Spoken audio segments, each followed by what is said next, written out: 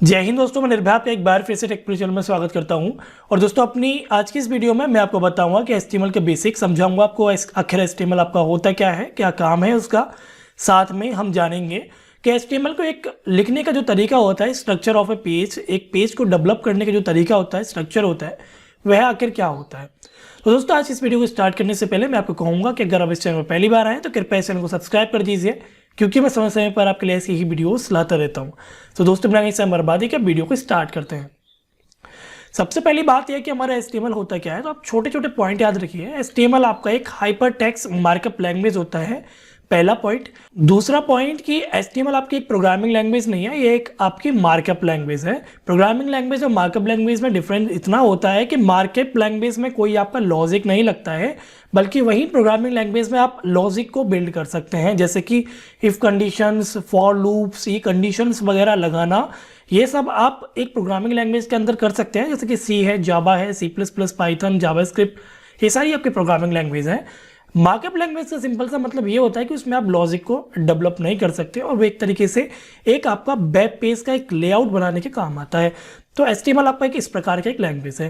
तीसरा पॉइंट ये है कि जब आप एक वेबसाइट को डेवलप करना चाहेंगे तो आप चाहे कुछ भी यूज़ करें, आप एक लाइब्रेरी यूज़ करें React.js जैसी, आप चाहे कोई फ्रेमवर्क यूज़ करें एंगुलर जैसा, आप कोई एक पर्टिकुलर लैंग्वेज यूज़ करें जैसे कि जावास्क्रिप्ट, या फिर आप कुछ भी यूज़ करें, आप CSS भी यूज़ करेंगे तो इवन आपको HTML की ज़रूरत पड़ेगी। आप कुछ भी कर लीजिए, आपको HTML की आवश्यकता पड़नी ही पड़नी है, क्योंकि HTML की मदद से ही आप एक लेआउट को डेवलप कर सकते हैं। एक वेबसाइट के लेआउट जो होता है, कैसा आपका वेबसाइट दिखेगा, उसका बेसिक जो चीज़ होती है, स्ट्रक्चर जो होता है, वो आप HTML की मदद से ही कर सकते हैं।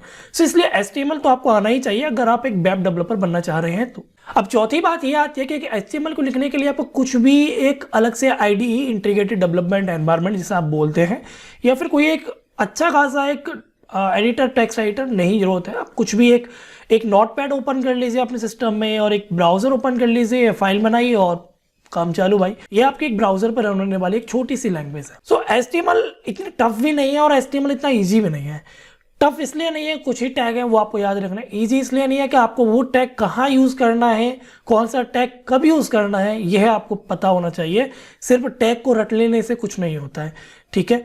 और जो आखिरी पांचवी बात ये है कि आप कोई भी फाइल क्रिएट करेंगे HTML की, तो उसका एक्सटेंशन या तो .html होना चाहिए या फिर .stm होना चाहिए। अब लोकेशन चाहे कोई भी हो, आपको सबसे पहले एक फाइल को क्रिएट करना है। तो यहाँ पर मैं एक फाइल को क्रिएट कर लेता हूँ, इस फाइल का नाम रख देता हूँ मैं इंडेक्स। अब ये फाइल का नेम हो गया, पर ये HTML है इसलिए हम यहाँ पर HTML लिखना पड़ेगा, या फिर हम STM भी लिख सकते हैं। अब जैसे कि आप देखेंगे, जैसे ही मैंने ST के बाद M लिखा, यहाँ पर एक सिंबल बन जाएगा, आपका एक आइकन बना आ जाएगा, HTML5 लिखा हुआ है इसमें। या फिर मैं ML भी लिखता हूँ साथ में, तो भी ये आइकन रहेगा। मैं एंटर प्रेस करता हूँ तो ये फाइल हमारी ओपन हो चुकी है। अब सबसे पहली बात ये आती है कि हमारे कुछ पर्टिकुलर टैग होते हैं HTML के अंदर जो हमें हर बार यूज़ ही करने होते हैं। उनमें से एक टैग है आपका HTML, जो आपको जब भी आप HTML लिखेंगे ये तो आपको लिखना ही पड़ेगा। दूसरा टैग है आपका बॉडी। ये दो टैग ऐसे हैं जो तो आपको लिखने ही लिखने हैं। अब इन टैग का मतलब क्या होता है वह हम अभी समझेंगे।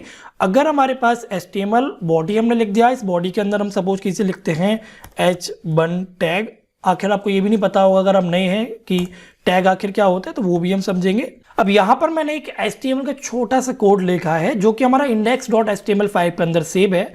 Ctrl+S से आप इसे सेव कर सकते हैं। पहले हम बात करते हैं इसे रन कैसे करना है और ये क्या दिखेगा हमें ब्राउजर पे।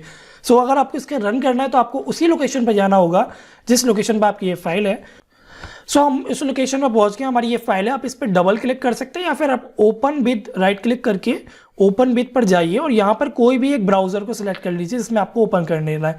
तो मैं गूगल क्रोम को सिलेक्ट करता हूँ और इस फाइल को यहाँ से फिलहाल मैं कट कर देता हूँ। अब जो मेरा HTML का कोड होगा वो मेरा गूगल क्रोम ब्राउजर पे डिस्प्ले होने लग जाएगा कि किस प्रकार से आपने एक वेब पेज क्रिएट किया है। तो दोस्तों आप यहाँ देखेंगे मेरे पास लिखा हुआ है वेलकम, जो कि एक बहुत बड़े हेडिंग में लिखा हुआ है। इसके बाद एक पैराग्राफ है, this is my first paragraph.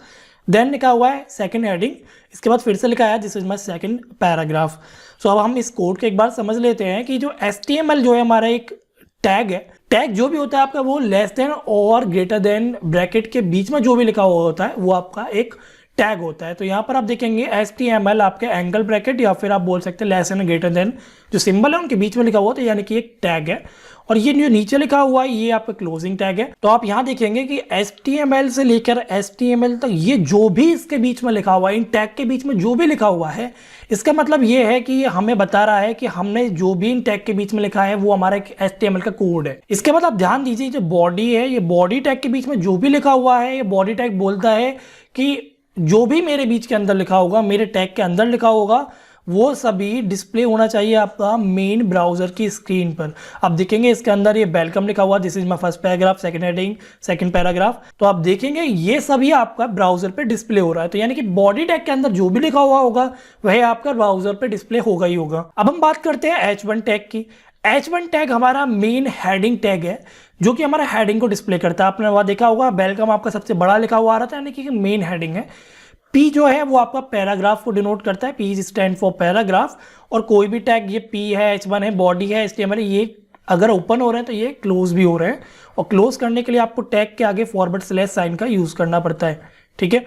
So H1 tag आपका हेडिंग के लिए है, पैराग्राफ के लिए आपका P टैग है, देन H2 टैग है यानी कि ये सेकंड हेडिंग या फिर सब हेडिंग के लिए है, देन इसके बाद आपका P टैग है जो कि आपका फिर से पैराग्राफ के लिए है। और ये सभी मिलकर एक आपका एक वेब पेज को बना रहे हैं। सो HTML का स्ट्रक्चर आपको यही है कि अगर आपका कुछ भी कोड HTML के अंदर लिखा हुआ है, टैग के अंदर लिखा हुआ है, तो इसका मतलब ये HTML का कोड है। बॉडी टैग के अंदर लिखा हुआ है तो यानी कि ये ब्राउजर को डिस्प्ले होगा। और ये कुछ टैग्स हैं जो आप बॉडी टैग के अंदर यूज कर सकते हैं। आप यहाँ पर ध्यान देंगे जो भी आपने बॉडी टैग के अंदर लिखा है वो आपका इस ब्राउजर पे यहाँ पर डिस्प्ले हो गया है। तो बॉडी टैग आपको यही बोलता है कि आप जो भी आप बॉडी के अंदर लिखेंगे वो आपका मेन विंडो पे डिस्प्ले हो जाएगा ब्राउजर के अंदर। तो दोस्तों आज की इस वीडियो पे सिर्फ इतना ही। आशा करता हूँ आपको वीडियो पसंद आई होगी। अगर ये वीडियो पसंद आई है तो कृपया इस वीडियो को लाइक कर दीजिए, शेयर कर दीजिए अपने दोस्तों के साथ। अगर इस चैनल पर नहीं तो कृपया इस चैनल को सब्सक्राइब कर दीजिए। दोस्तों वीडियो देखने के लिए धन्यवाद।